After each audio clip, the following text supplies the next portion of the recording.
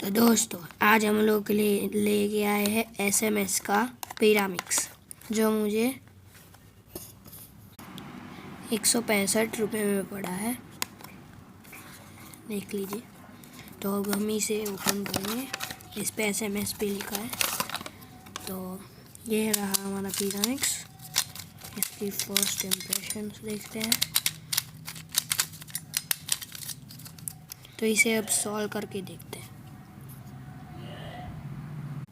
चलिए इसे सॉल्व करते हैं। सबसे पहले तो 3 कॉर्नर्स